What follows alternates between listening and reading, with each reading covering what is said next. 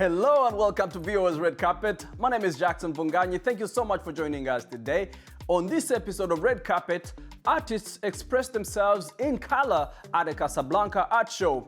And the nominations for the 96th Academy Awards were announced early this week. We'll take a look at some of the nominees in the major categories.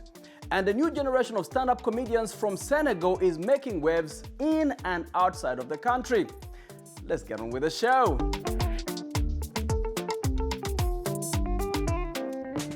The nominations for the 96th Academy Awards were announced early this week by actors Zazie Beetz and Jack Quaid at the Samuel Goldwyn Theatre in Beverly Hills. They came with some snubs, but also some surprises. The atomic blockbuster Oppenheimer led the field of Oscar nominees with a sweeping 13 nods, which was no surprise. Following close behind with 11 nominations was Poor Things, a feminist fantasy set in a steampunk world of mutants and male chauvinist pigs. Killers of the Flower Moon, a historical drama about a vast conspiracy to rob the Osagian nation of its oil wealth, was third with 10 nominations. Barbie, 2023's biggest box office hit, earned 8 nominations, but 0 nominations for the film's director, Greta Gerwig, or its star actor, Margot Robbie. At 81, Martin Scorsese made history by becoming the oldest directing nominee. Paul Giamatti scooped the Best Actor nomination for his role as a prickly boarding school teacher in The Holdovers. Cillian Murphy's powerful portrayal of J. Robert Oppenheimer, the leader of the Manhattan Project in the movie, earned him a nomination. And Bradley Cooper, who directed himself as composer Leonard Bernstein in Maestro. The Best Actress contest is between Lily Gladstone, the first Native American nominee ever for her role in Killers of the Flower Moon. Emma Stone was nominated for her role as the childlike protagonist in Poor Things. Annette Bening was nominated for her performance as a competitive swimmer, defying the odds and time in Naiad. And of interest to the African audience, the documentary film Bobi Wine, the People's President, based on musician turned presidential candidate Bobi Wine, also got a nomination. The film captures the pop star's presidential run against Uganda's longtime president Yoweri Museveni. Not nominated, and a surprise to many, were actors like Charles Melton for his much acclaimed work in May, December, and Leonardo DiCaprio, whose work as the dim-witted criminal in Killers of the Flower Moon.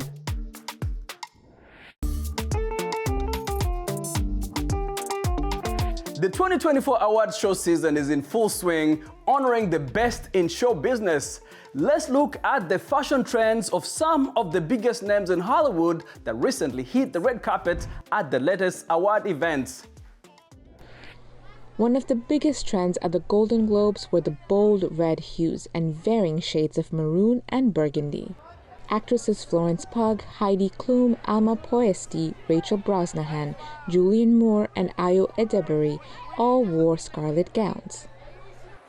At the recent 75th Emmy Awards in Los Angeles, a recurring trend was the lady tuxedos look, which takes the classic man suit and adds a touch of femininity with the addition of skirts and bows, while men opted for a more classic version. There was a lot of these sort of like princess dresses, Dominique Fishback in Miu Miu, Quinta in Dior Haute Couture, like you mentioned, Katherine Heigl in Rimac.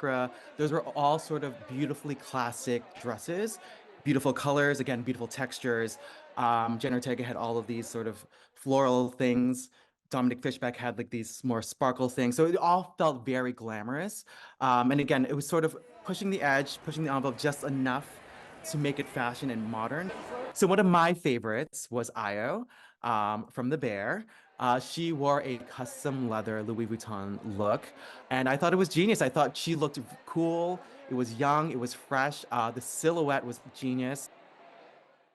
Suki Waterhouse was also one of my favorites. She showed up in a red Valentino couture look. Pregnancies have really shown how to dress for pregnancy.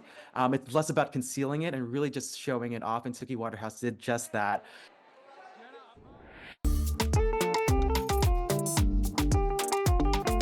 Crossing from music to fashion, American rapper Pharrell Williams brings the American West to Paris as he presents a collection full of cowboy hats and rhinestones for his latest show as creative director at Louis Vuitton.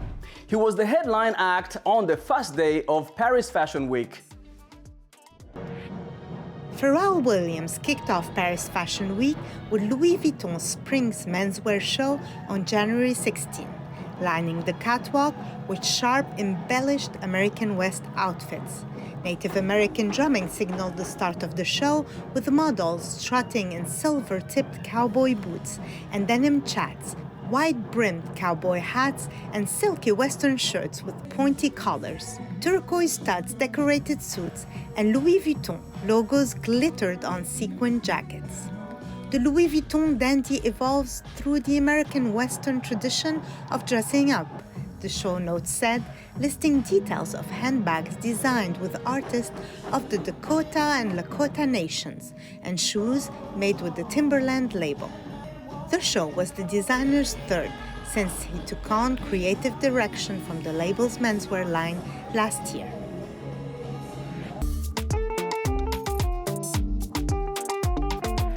Stand-up comedy is taking Senegal by storm, with a crew of young comics gaining recognition well beyond the West African country's borders. Some comedians already enjoy millions of followers on YouTube, Instagram, or TikTok, and others play to standing room-only audiences in theaters. The humor tackles themes such as marriage and Senegalese traditions, although some subjects remain off-limits. A dozen people gathered in Dakar for a rehearsal session for a comedy show. Their leader, Babacar Camara, aka Abba No Stress, has been welcoming more and more young people wanting to take part in the performance named Abba Show. In 2015, Abba started the Abba Show, holding it every 3 months. Today, it has been a must-see event for many Dakar residents. Everyone wants to be a comedian now because it's a very noble profession. You're on stage, you bring in a lot of people, civilized people, decent people, to laugh. So really, there are a lot of young people running to be comedians. It's just the lack of support, but there are a lot of young people. Even if you see on TikTok, there are young people doing humor on TikTok, on Instagram, on YouTube and everywhere. But we want to see a lot of young humorists on the scene because that's the future anyway. Mustafa Nyang, alias Toch, is one of the revelations of the Abba Show and has almost 1 million followers on Instagram, which has helped to totally change his life since he launched his career in 2020. Comedy in Senegal is like football in Brazil. In Senegal, everyone is a comedian. But when it comes to making it to the stage, Senegalese are a bit real. You rarely see an average Senegalese who starts out in Senegal and makes it to the top on the international stages. But as for me and my other teammates, I can say we all have one dream, and that is to represent Senegal all over the world. Another success story is 33-year-old Mam Balambo, whose short videos have attracted hundreds of thousands of followers. At first, I was labeled a loser. Even in my neighborhood, on the internet, even my extended family labeled me a loser. Because they thought that this guy, he's recently married, and he's on the internet playing the clown. It's a profession. A profession. I can say that it's not respected in Senegal, but it's up to the comedian to impose himself and try to succeed in the profession.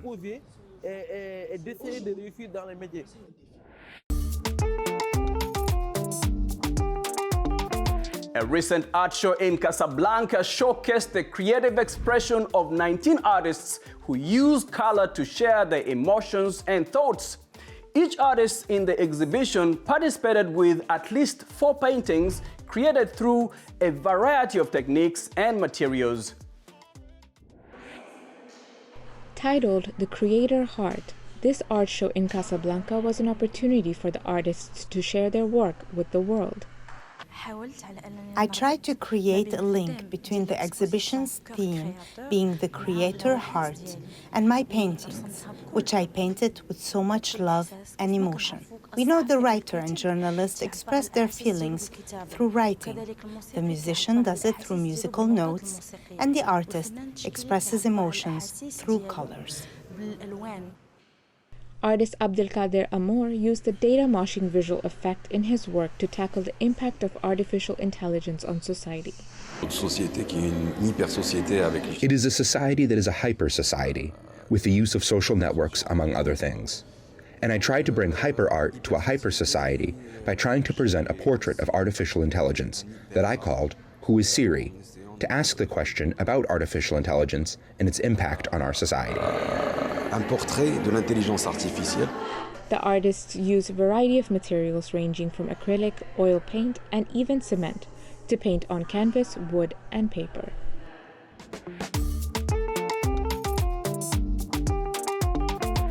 And while the African countries gather in Ivory Coast for the AFCON tournament, VOA Africa met passionate football fans from around the continent. And in today's Future, we introduce you to a dedicated football superfan from Togo.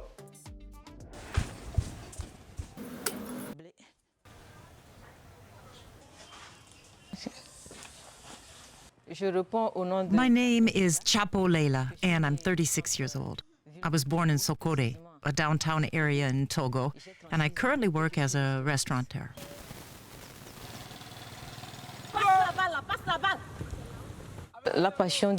My passion for soccer was ignited by my father, who was an avid follower of the sport. In those days, when television was not yet prevalent, he would listen to soccer broadcasts on the radio. I often wondered what captivated him so much about these broadcasts, as he would become completely engrossed and didn't like to be disturbed. It was when I was 12 years old that I truly developed a love for soccer. Growing up, watching television was not allowed in our household, as my father wanted us to focus on our studies.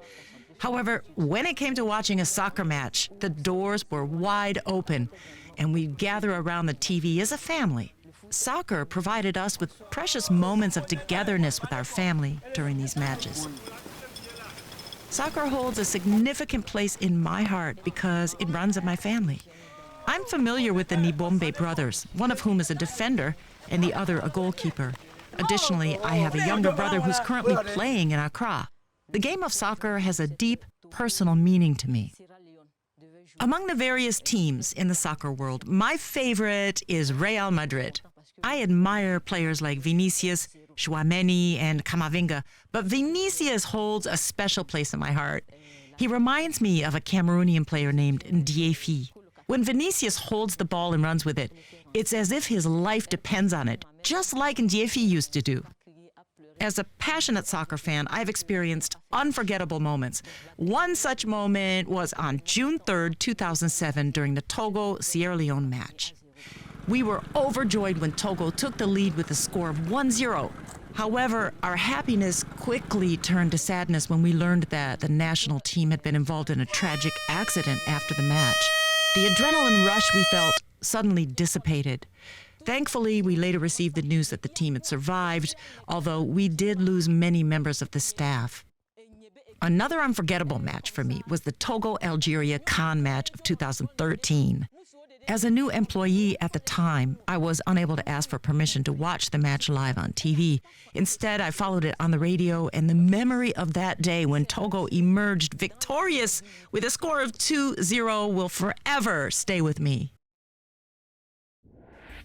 And thank you so much for watching VOA's Red Carpet. I'm Jackson Vunganyi. For more entertainment news, remember to check us out at voaafrica.com. We're also on Facebook, on Instagram, and on YouTube. Don't forget to like, to share, and to subscribe. Until next time, goodbye everyone.